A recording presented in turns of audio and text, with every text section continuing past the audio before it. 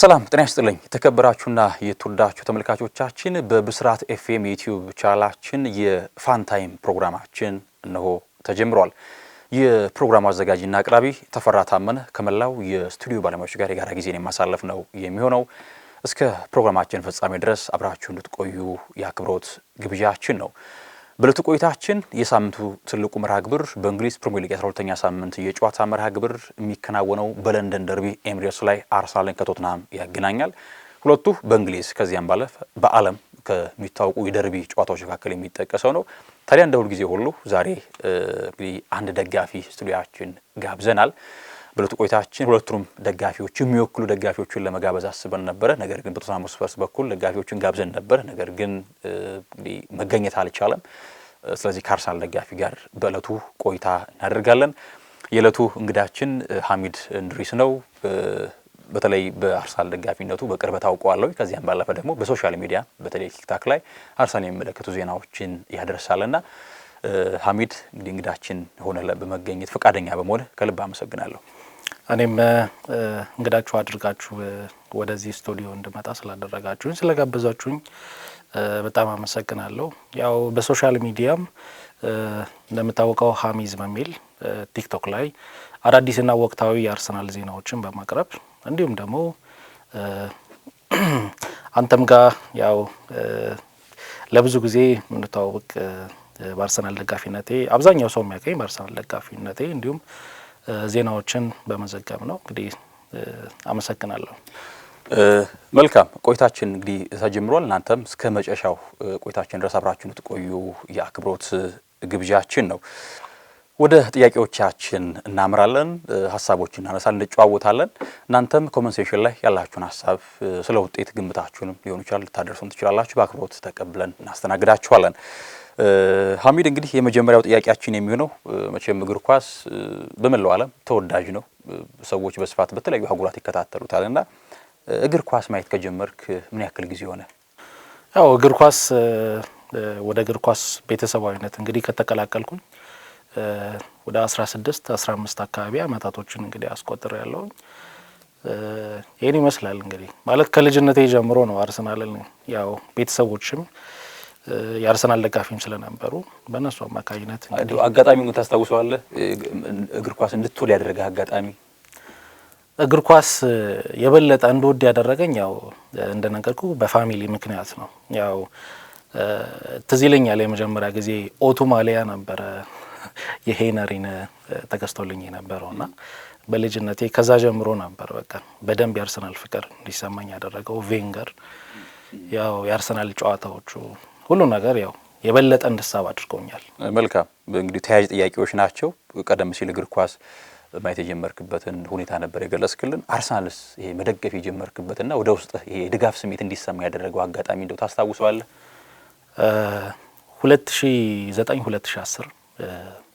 2009-2010 አካባቢ የዛን ታይም ነበር በደንብ ነፍስ ያወቅኩበት እና ለኳሱ ፍቅር የበለጠ የዳበረብኝ የዛን ታይም ነበረ። መልካም እንግዲህ በቤተሰብ በተለይ ለእግር ኳስ ቅርብ መሆናቸው ከዚያ ደግሞ ወደ አርሰናል አንተም ከ2009 በኋላ እዚህ የድጋፍ ስሜት አርሰናልን በደንብ ከልብ የመውደድ የመከታተል ስሜቱ ከፍ እያለ መጣ፣ እያደገ መጣ። ታዲያ በእግር ኳስ መቼም እግር ኳስ ባህሪው ነው። ድል አለ፣ ሽንፈት አለ፣ ነጥብ መጋራት አለና እነዚህን ሁሉ ስሜቶች የግድ መጋራት ያስፈልጋል። እግር ኳስን ይሄ የድጋፍ ስሜት ጀምረህ ማየት ከተከታተልክ ጀምሮ በአርሰናል የትኛው ውድድር ላይ ሊሆን ይችላል እጅግ የተደሰትክበት አጋጣሚና የተከፋበትን አጋጣሚ እስኪ አስታውሰን። በጣም እውነት ለመናገር አንድ ሲዝን ነው በጣም የተከፋሁትም እንዲሁም ደግሞ በጣም የተደሰትኩበት 2023-24 አካባቢ አብዛኛው ሰው ላይክ አርሰናል ደጋፊ ላይክ ከብዙ አመታቶች በኋላ ዋንጫ እንበላለን ብለን በጣም ተስፋ ያደረግንበትና ያው በራሳችንም አንዳንድ ነጥብ መጣሎች ልምድም ስላልነበረ እንደዚህ አይነት አጋጣሚዎች ከአንድ የነበረው ሲዝን ማለት የ2023-24 አካባቢ ከዛ 24-25 አሁን ደግሞ 25-26 ያ 2023-24 ነበር በጣም ያዘምኩበትም በጣም የተደሰትኩበትም። ምክንያቱም ከብዙ ጊዜ በኋላ ነበረ አርሰናል ለዋንጫ እንዲጠበቅ እንዲሁም ደግሞ በሚኬል አርቴታ ስር ልጆቹ ትልቅ ውጤትን አመርቂ የሆነ ውጤትን ያሳዩበት ሲዝን ነበርና ያ ሲዝን ድንገተኛ ሲዝን ስለነበር ለኔ ምርጥ ሲዝን ነበር። ስለዚህ ተስፋም እንድታደርግ አድርጓል። ያ ደስታን ፈጥሮልሃል። በአንጻሩ ደግሞ ያ ተስፋ ደግሞ ሲበላሽ ደግሞ አሳዝነኝ በጣም የሚያሳዝንና የሚያስቆጫ ነበረ በእውነቱ። አንተም ያው እንደምታስታውሰው አብዛኛው የአርሰናል ደጋፊ ይረሷል ብዬ አላስብም። የመጨረሻ ከሲቲ ጋር የነበረው ቶተንሃም ጨዋታ የሶን የመጨረሻ ኦርቴጋ ያ አንድ ላንተ ተጋይቶ የሳተበት በእውነቱ እሱ አጋጣሚ ነበር በጣም የሚያሳዝነኝ። ይበልጥ ደግሞ ከብዙ ዓመታት በኋላ ዋንጫ የሚያገኝበት ስለነበረ ነገሩ ያስከፋል። መልካም አሁን ወደ ደርቢው ደግሞ ስሜት እንምጣ። የደርቢነት ስሜት በእግር ኳስ ይፈጠራል። የአንድ ከተማ ክለብ መሆን፣ የታሪክ ተቀናቃኝነት፣ ብዙ መስፈርቶች አሉ አንድን ክለብ ከአንድ ክለብ የደርቢነት ስሜት እንዲፈጥሩ የሚያደርጉና የለንደን ደርቢ ደግሞ አንድ ከተማ መሆናቸው፣ ሰሜን ለንደን መሆናቸው አርሰናልም ቶተንሃምም የደርቢነት ስሜት እንዲፈጠር ያደርጋል። እናም ከቶተንሃም የቀድሞ ሊሆን ይችላል የቅርብ ጊዜ ተጫዋቾች በእግር ኳስ በሜዳ ላይ ብቃቱ በጠባዩ በባህሪ ሊሆን ይችላል የምትወደውና የምትጠላቸውን እስኪ ከቶተንሃም ተጫዋች የምትወደው ብትለኝ እኔ የምወደውን ልገልጽልህ አልችልም። ከቶተንሃም እውነት ለመናገር በጣም ደርቢያችን ከሚባሉ የለንደን ክለቦች ውስጥ አንዱ ቶተንሃም ነው። ከኛ ጋር እንግዲህ ከቶተንሃም ማነው ተጫዋቾች መጠላቸው ብትለኝ በጣም ብዙ ልዘረዝርልህ እችላለሁ። የምትወደው ብትለኝ እንደ ክለብ ጥላቸው ስላለ ማለት ነውና በጣም የሚጠላው እውነት ለመናገር የመጀመሪያው ሳን ነው። ሁለተኛው ደግሞ ኤሪክ ላሜላ ምናልባት ታስታውሱ ይሆናል ቶማስ ፓርቲን ለውጭ አድርጎ የሆነ ጎል በጣም የሚያምር ጎል ራቦና ያስቆጠራ የኮቪድ ወቅት የዛን ታይም በቃ የበለጠ እንድጠላው ያደረገኝ ፓርት ላሜላ በቃ ኤሪክ ላሜላ ከዛ ሶን ሂንግሚን ሲቀጥል ደግሞ ሃሪኬን ያው ታውቃለህ ለአርሰናሎች ለኛ ለአርሰናሎች ያው አስቸጋሪ ጊዜ እሱ በነበረበት ፕሪሚየር ሊጉ በነበረበት ጊዜ በጣም ፈታኝ የሆነ አጥቂ ነበርና እነዚህ ለኔ አስቸጋሪ ምጥላቸው ናቸው። በመውደድ ደረጃ ግን በፍጹም ምናልባት ጋሪዝ ቤል በብቃቱ መልካም። ሌላኛው ለንደን ደርቢን አነሳን። በቶተንሃም በኩል የምትወዳቸው ላይ የምትጠላቸው አነሳን። ሌላኛው ወደ ጨዋታው እንመለስና የለንደን ደርቢ እንግዲህ እግር ኳስን በደንብ መረዳት ጀምረህ መከታተል ከጀመርክ ጀምሮ የማትረሳው ጨዋታ ላይም ደግሞ ገጠመኝ በለንደን ደርቢ አንድም ላይ ሆነ ይችላል 2-3 አጋጣሚዎች ሊሆን ይችላሉ። ማትረሳቸውን እስኪ አጋጣሚዎች አስታውሰን። ማረሳበት አጋጣሚ 2018 አካባቢ ሉካስ ቶሬራ የመጀመሪያ ጎሉ ለአርሰናል ያገባበት ጨዋታ 4-2 ያለቀው በኦናይ ኤምሬስር አርሰናል የነበረበት ጊዜና ያን ጨዋታ መቼም ማረሳው።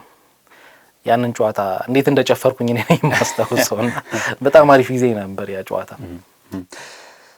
ወደ አርሰናል ደግሞ እንመለስ። የደርቢ ጨዋታዎችን አነሳን አስታወስን። የክለብህን አሊያም ደግሞ የአርሰናል የዚህ ውድድር ጉዞ እንዴት አገኘው? አርቴታስ በዘንድሮ ካለፉት ዓመታት የተሻለ ስራን ይሰራል ብለህ ታስባለህ? አዎ ዘንድሮ አርሰናል ከየትኛውም ሲዝን በላይ በመከላከሉ ዲፌንስ ላይ እንዲሁም ደግሞ ጨዋታዎችን ተቆጣጥሮ የሚወጣበት ወይም ደግሞ ውጤት አስጠብቆ የሚወጣበት መንገድ ለኔ ልዩ ነው ብዬ አስባለሁ። ዘንድሮ ካየህ ከአውሮፓ ምርጥ ከሚባሉ ዲፌንሶች አንዱና የተሻለው የፕሪሚየር ሊጉ ምርጥ የሚባለው ተከላካይ ያው የአርሰናል ተከላካይ ነው እንደሚታወቀውና አርቴታ ተሻሽሎ የመጣበት ነጥብ አስጠብቆ ይዞ የሚወጣበት መንገድና የመከላከሉ ጎል በቀላሉ የማይቆጠርበት ያ ነገር ለየት ብሎ መጥቷልና የተሻለው ነው ብዬ አስባለሁ። ዘንድሮ የተሻሻልንበት አርሰናል የበለጠ ዲፌንሱ ላይ እንዲሁም ደግሞ መሀል ላይ ያለው ነገር ከፊትም ስታይ ደግሞ ቪክቶር ዮኬሬሽ የሚከላከልበት መንገድ ሁሉም ነገር ጥሩ ነው ብዬ አስባለሁ። በተለይ ደግሞ በመከላከሉ ደረጃ ምርጡን አርሰናል እየተመለከተ ነው ብዬ አስባለሁ ዘንድሮ። መልካም። ስለ ሲዝኑ በተወሰነ መንገድ በተለይ የክለቡ ይበልጥ መሻሻሉ የመከላከል ጥራቱ እንደሆነ ስታነሳ ነበርና ክረምት ላይ አርሰናል በተለይ አንድሪያ ቤርታ ወደ ክለቡ ከመጣ በኋላ በዝውውሩ በጣም አስደናቂ ዝውውሮችን ነው መፈጸም የቻለው በቁጥርም በጥራትም ማለት ነው። እና የአርሰናል ምርጡ ፈራሚ ላንተ በክረምቱ የትኛው ተጫዋች ይሆን? በክረምቱ የአርሰናል ምርጡ ፈራሚ ዙቢሜንዲ ነው ልጠቅስ የምችለው። እውነት ለመናገር መሀል ሜዳው ላይ ልዩ ተጽዕኖ እንዲፈጠር ያደረገው ዙቢሜንዲ የቀድሞ የሪያል ሶሴዳዱ አሁን ደግሞ የአርሰናል የመሀል ሜዳው ሞተር የምለው ምርጡ ተጫዋች ወይም ደግሞ ምርጡ ፈራሚ ልለው የምችለው ማርቲን ዙቢሜንዲ ነው።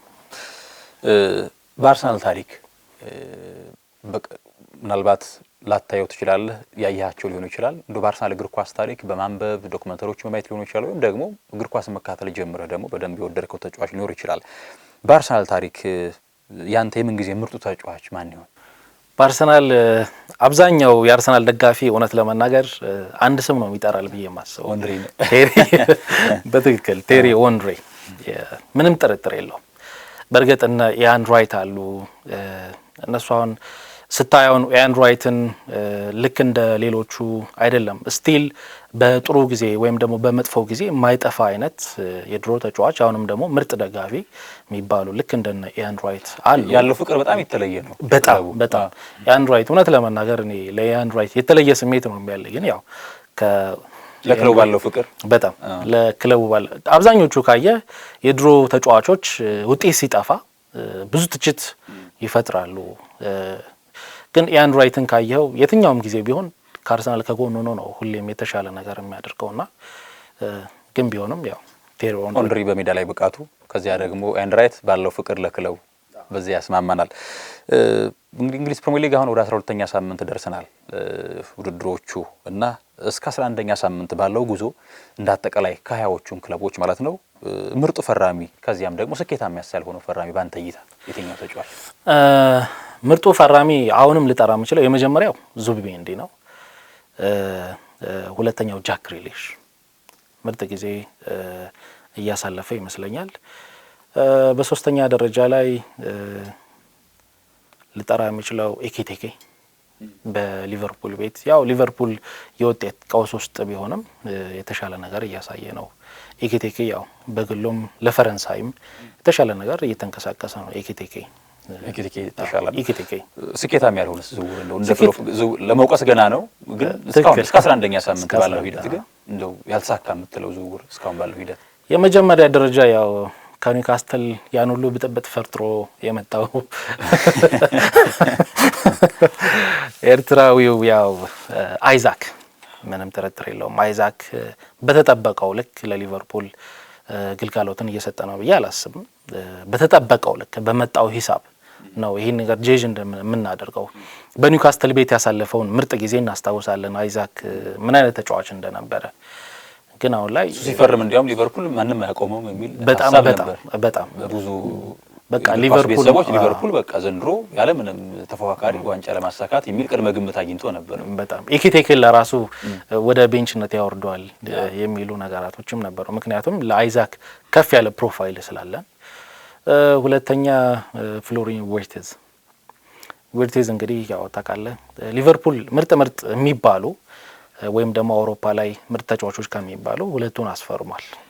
አንደኛው ዊርትዝ ነው፣ ሁለተኛው ደግሞ አይዛክ እና ኤኪቲኬም እንዳለው ነው ማለት ነውና ግን ሁለቱ በዛ ልክ የተጠበቁት የሊቨርፑል ተጫዋቾች እንግዲህ ሁለቱም የተሻለ ጊዜን እያሳለፉ አይደለም ብዬ አስባለሁ። ምናልባትም አንድ ጨምር ካልከኝ ምናልባት ጁኛ እሱ ሊሆን ይችላል። የማጠቃለያ ጥያቄ እናድርገውና ስለ ለንደን ደርቢ ያወራን፣ ከዚያ ደግሞ ስለ ዝውውሮችም ሀሳብ አነሳን። እንግዲህ ክለቦች ራሳቸውን አጠናክረው ሲመጡ ውድድርም ዋና ዓላማው የሊጉን ዋንጫ ማሳካት ነው አይደለ? እርግጥ ነው 20ም ክለቦች እንግዲህ አንደኛው ክለብ ነው ዋንጫ የሚያሳካው። ለዋንጫ ለማሳካት እቅድ ነድፈው የሚመጡ ክለቦች አሉ። ከዚያ ማለፍ ሲል ደግሞ ለመዝለቅ በሊጉ እቅዶች አሉ። የዘንድሮውን የፕሪሚየር ሊግ ዋንጫስ ማን ያሳካለው ታስባለህ? ምክንያቱንም እንደዚሁ ጠቀስ አድርገህ ብታልፍልህ። እውነት ለመናገር ይሄን ምለው ደጋፊም ስለሆንኩ ብቻ አይደለም። ምናልባት ይሄኛውን ሀሳብ ሳቀርብ አብዛኛው የእግር ኳስ ተመልካችም ቢሆን አድናቂም ቢሆን ይደግፋል ብዬ አስባለሁ። በዚህ ሀሳብ ተቃርኖ ይኖረዋልም ብዬ አላስብም። ምንም የለም መድፈኛ ነው ልልም ይችላል። ምንም ስጋት ማልገባ ምንም በርግጥ ያው ጉዳቶች አንዳንድ ነገራቶች ያው ግን እንደዛም ቢሆንም ግን አርሰናል ምርጥ ባካፕ አሉት ብዬ አስባለሁ። እንደምታውቀው ያው ከዚህ በፊትም ብዙ ጊዜ ይሄንኛውን ቃላት እናስታውሳለን። ምርጥ አጥቂ ያለው ያው ጎሎችን ያስቆጥርለታል፣ ምርጥ ዲፌንስ ያለው ደግሞ ዋንጫ ይበላል እና በዚህ ምናልባት ፍርድ ልሰጥ የምችለው ለአርሰናል ምናልባት ሲቲ ሊገዳደር ይችላል እስከሆነ ፓርት ድረስ ግን ሲቲም ያቆመዋል ብዬ አላስብም። ምክንያቱም አብዛኛውን ካየህ የሲቲን አብዛኛውን ጎሎች እያገባ ያለው ኤርሊንግ ሃላንድ ነው ሲቲዎቹን ይዟቸው እየወጣውና ምናልባት ትንሽ እየንከን ወደ ኤርሊንግ ሃላንድ ሚደርስ ከሆነ ሲቲ ሊንተፋተፍ ይችላል። ምናልባትም ሲቲ ምርጥ ተሰጥኦ ያላቸው ተጫዋቾች አሉት፣ እንዲሁም ባካፖች አሉት። ግን ቢሆንም ያው ጎሎችን ያስቆጠረላቸው ያለው ኤርሊንግ ሃላንድ ነው እና አንድ ተጫዋች ላይ ብቻ ተንጠልጥለህ ዋንጫ በላለሁ የምትልበት አይነት ሊግ አይደለም ፕሪሚየር ሊጉ እና ለአርሰናል የተሻለውን ቦታ ሰጣለሁ። እንዲያው ከሰሞኑ በተለይ በወዳጅነት ጨዋታ ወቅት ላይ የጋብሪኤል ማጋሌሽ መጎዳት ብዙ አርሰናል ደጋፊዎችን ያስከፋ ያስደነገጠም ጉዳይ ነበረ። ምክንያቱም ተጫዋቹ በአርሰናል ካለው ተጽዕኖ አንጻር ማለት ነው። ዘንድሮ ደግሞ ይበልጥ ነገሮቹ በሱ ጥራት አርሰናል ነጥብ ይዞ የሚወጣባቸው አጋጣሚዎችም ስለነበሩ እንግዲህ የማጋሌሽ ጉዳት በተመለከተ ሲያንተ አረዳድ ምንድን ነው? እንዴት ባለ መንገድስ ተጫዋቹን ይተኩታል ብለህ ታስባለህ? ማጋሌሽ ተከላካይ ብቻ አይደለም። ማጋሌሽ ሜዳ ላይ መሪም ነው።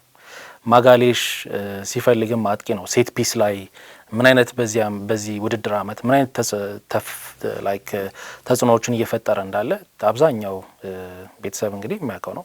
ማጋሌሽ ለአርሰናል የዘንድሮ እኔ ገና ቢሆንም የዘንድሮ ልዩነት ፈጣሪ ተጫዋች ነው ለአርሰናል እና መጎዳቱ የሚያሳስብ ሆኖ ሳለ ግን አርሰናል እንደነገርኩ ባካፖች አሉት፣ ምርጥ ባካፖች አሉት። እነ ሄካፒ ያለው ካላፊዮሪ እንደምታውቀው ሲመጣ ለራሱ ተከላካይ ሴንተር ባክ ላይ ነው የሚጫወተው። የገራገር ተጫዋች ነው፣ ምርጥ ተጫዋች ነው።